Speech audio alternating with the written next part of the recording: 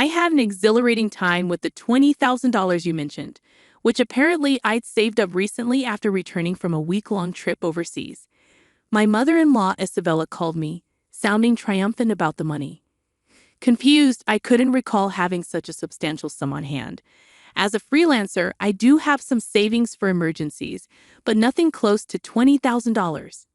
Besides, my banking card was safely with me, and I wouldn't leave such a large amount lying around. Isabella claimed I had given it to her, so she helped herself from the sideboard drawer, assuming we were well off.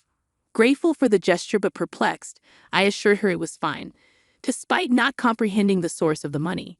However, clarity came when my husband Anthony returned home, revealing the truth about the mysterious funds a month later. Isabella's relentless calls followed thereafter, numbering over 80 attempts to reach me. Although I chose to ignore most, one call caught my attention due to her persistence. Frustrated, Isabella accused me of disregarding her, which I found ironic given her repeated demands for money. Allow me to introduce myself. I'm Scarlett, a 32-year-old freelance jewelry designer with a longing for children, though my career keeps me occupied.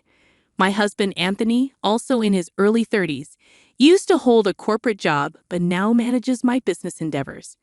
Despite our success, Isabella, who resides alone in her family home, remains convinced we live in opulence and frequently requests financial assistance.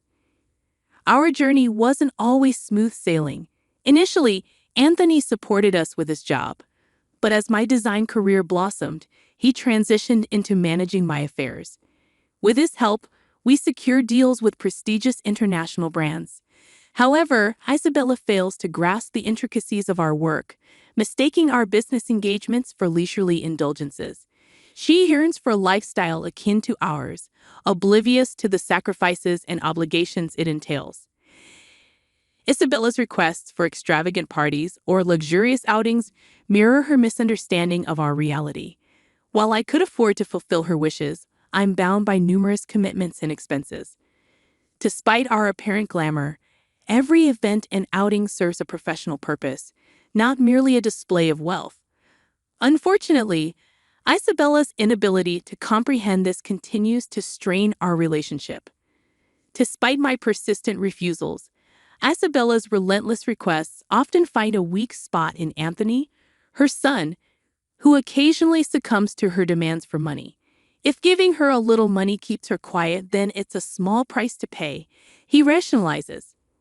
For Anthony, it's more convenient to placate her with cash than to endure her disruptions to our work. However, rather than quelling her desires, each concession only fuels Isabella's escalating demands, leaving both Anthony and me exasperated. Recently, she insisted on a new dress for an upcoming gathering she'd been invited to. Wouldn't a two-piece suit suffice? Anthony proposed, attempting to reason with her, recalling past instances where she insisted on expensive attire.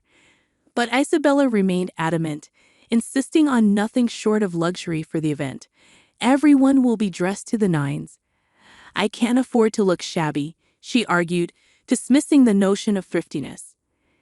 As if that weren't enough, Isabella also demanded a matching bag, further adding to our frustrations. Anthony, seeking a solution to her incessant demands, had previously arranged a credit card in Isabella's name, specifically for her expenses.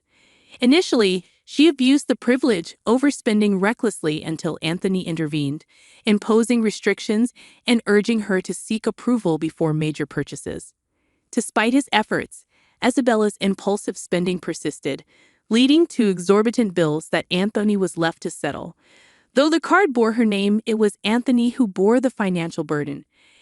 Isabella's misconception that the card equated to unlimited funds exasperated Anthony, prompting him to impose spending limits.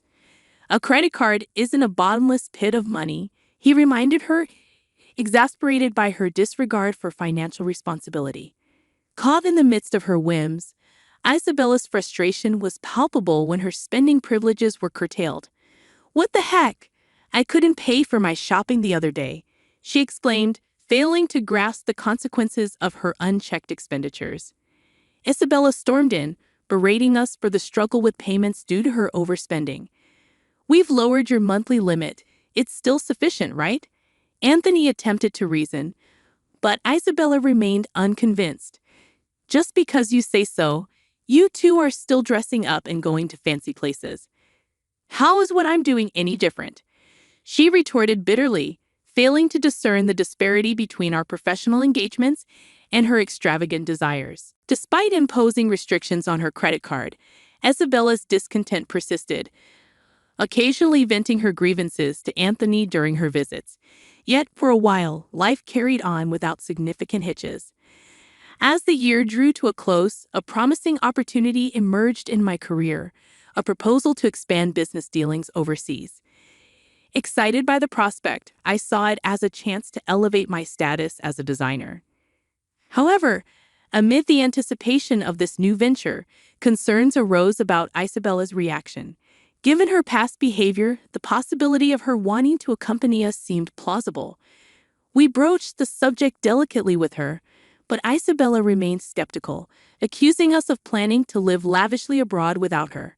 Exhausted by the circular argument, we conceded that she couldn't join us permanently. Instead, we offered to fund a week-long trip for her, hoping to appease her desire for luxury. Isabella accepted with mixed emotions, but the tranquility was short-lived.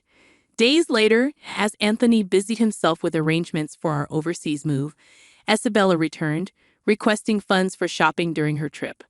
"What about the card Anthony gave you?" I reminded her, weary of the ongoing cycle of demands. I inquired, aware of the existence of a card she was meant to use. "That's the thing," Isabella confessed. "Anthony finally took it away from me the other day. It appeared she had been reprimanded for overspending and had the card confiscated." I speculated that Anthony might have been concerned about potential misuse, particularly with fluctuating currency rates overseas. However, I didn't have that kind of money readily available either. "I can't give you money without Anthony's approval. Can you ask him?" I suggested. Isabella dismissed the idea, insisting it was futile. "That's why I'm asking you," she retorted, raising her voice as she left, leaving me perplexed. As New Year's approached, Isabella embarked on a 7-day trip abroad. Assuming Anthony had somehow managed the finances, I awaited her return. However, upon her arrival, Isabella revealed an astonishing revelation. On the day of her return, my mobile phone rang. "I'm back. It was so much fun," Isabella exclaimed enthusiastically, recounting her adventures without prompting. "And I may have gone overboard with souvenirs. Couldn't fit them in my suitcase, so I had them shipped from there. Can't wait for them to arrive," she exclaimed. Perplexed, I responded, feeling a sense of annoyance creeping in. "Thanks to the money you saved up, I had a blast," she continued, referring to the mysterious funds. Confused, I reiterated, "Saved up money? What are you talking about?" I had no recollection of such funds. While I did have savings for business emergencies in my bank account, Isabella couldn't have withdrawn cash from it. Isabella persisted, claiming she found the money in the sideboard drawer of our house. $20,000, she clarified, leaving me baffled at the notion of such a large sum stored at home, especially without my knowledge. I addressed Isabella sternly. "I'm not sure what money you're talking about, but if you took it from our house without permission, that's theft, even if you're family. Do you understand?" Her response was unsettlingly nonchalant. "That's why I'm telling you now that I used it," she replied, unabashedly, justifying her actions with a post-factum report. Frowning, I emphasized the severity of the situation. "I have no idea about this money, but if you took it and used it without saying anything, it's a crime. And if it was something Anthony had set aside for an important deal, it's even more serious." Recalling the absence of any disruptions in our business dealings or payments during Isabella's trip, I couldn't fathom the motive behind her actions. Isabella's entitled reasoning only exacerbated the situation. "You two live so extravagantly, so why can't I have a little of that? Think of it as doing a favor for your parent. It's not a big deal, right?" she asserted, oblivious to the gravity of her actions. I sighed, deeply troubled by her lack of remorse. "I'll ask Anthony about the money when he gets back," I replied, still perplexed by the whole ordeal. Isabella's response only reinforced her detachment from reality. Anthony will understand. After all, I'm his only mother, and 20K isn't much to him, she remarked dismissively before ending the call, leaving me dumbfounded. Later that night, Anthony returned home with a troubled expression. He revealed that he had withdrawn the money from his bank account 10 days prior, intending to use it for an urgent payment. Shocked, I realized the money I had found in the drawer was the same sum Isabella had mentioned. "It can't be that you," Anthony began, his suspicions evident. But before he could finish, my heart sank as I recalled Isabella's call earlier that day. "No, today Isabella called, saying thanks for the 20K. Had a blast," I confessed, dreading the repercussions of her actions. I struggled to comprehend what my mother-in-law had done. So it was Anthony's money after all, but what was such a large amount meant for? "Hey, if it wasn't for a business payment, we've been doing bank transfers for a long time, right? Why cash all of a sudden?" I questioned, still puzzled by the situation. Realizing it was Anthony's money but still lacking clarity, I turned to him for answers. "So, Mom took it without saying. Then it's her fault," I suggested, seeking confirmation. Anthony began to explain the circumstances behind the large sum left at home. After limiting Isabella's credit card amount due to her secretive borrowing, which included consumer finance and credit cards she had opened behind our backs, Anthony decided to repay her debts discreetly. Although if I gave her cash, she'd spend it herself, so I planned to pay the institutions directly, Anthony elaborated. Concerned about maintaining trust with our business partners and for bookkeeping purposes, he opted for cash payments to avoid leaving a trail in our bank accounts. Supporting Isabella's overseas trip was akin to a parting gift, as we wouldn't be able to provide for her as before after relocating abroad. Understanding the situation, I realized the purpose behind the large sum of money. But what would become of Isabella now? Debt collection notices and payment demands will probably start coming soon, but since she spent it herself, there's nothing we can do, Anthony stated matter-of-factly. As we prepared for the move, Isabella's incessant calls to my mobile phone persisted. Despite Anthony's advice to ignore her, the frequency of the calls made it impossible to disregard. When I counted, there were as many as 80 missed calls from Isabella almost every day. It was enough to raise concern. Just as I pondered over it, my phone rang again. Hesitant, I missed the call, but it didn't take long for it to ring once more, prompting me to answer. "Why aren't you answering my calls? I've called so many times." Isabella's voice quivered, sounding almost on the brink of tears. "I'm sorry, I've been busy with moving preparations." "What's wrong?" I attempted to soothe her, urging her to share her troubles.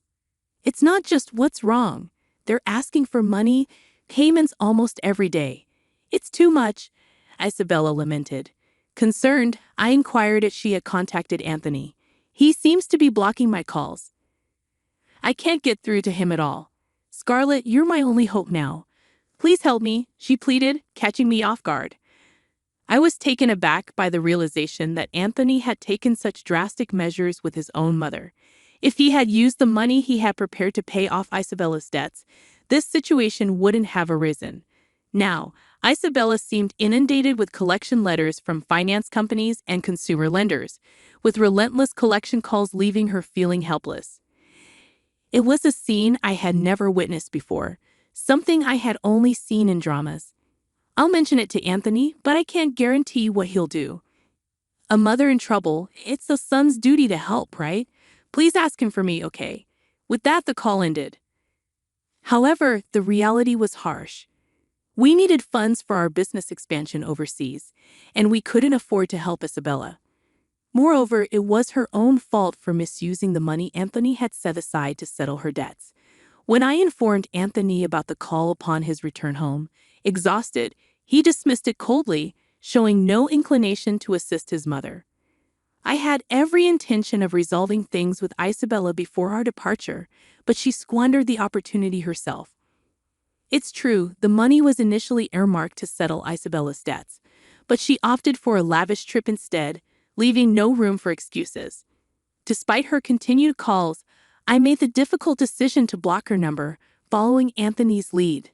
Though I wished I could aid her, if Anthony chose to ignore her, there was little I could do as his mother. Meanwhile, the day of our move overseas loomed closer, demanding my attention for packing. Surveying the still cluttered room, I reflected on Isabella's recent actions. It seemed she had sold her house to alleviate some of her debts. But it wasn't enough.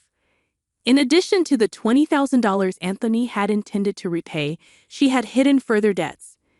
The magnitude of her financial obligations was staggering, exceeding even the proceeds from selling her property. "Hey, our family home, it's gone. Are you okay with that?"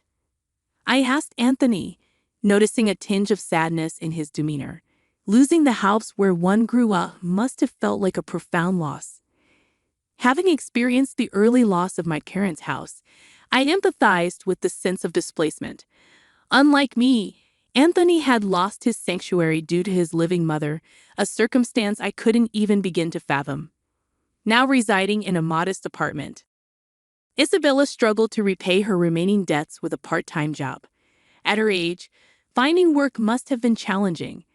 While I harbored some sympathy for her situation, the repercussions of her reckless spending were undeniable. Even for the elderly, accountability for one's actions remained paramount. As my business flourished overseas and opportunities continued to arise, I found myself inundated with offers from unexpected quarters. Grateful for the newfound success, I juggled a hectic schedule, leaving little time for rest or exploration. Anthony, too, was occupied with various responsibilities. In the midst of it all, the prospect of starting a family still felt like a distant dream, a thought that lingered as I gazed out at the foreign cityscape beyond the window.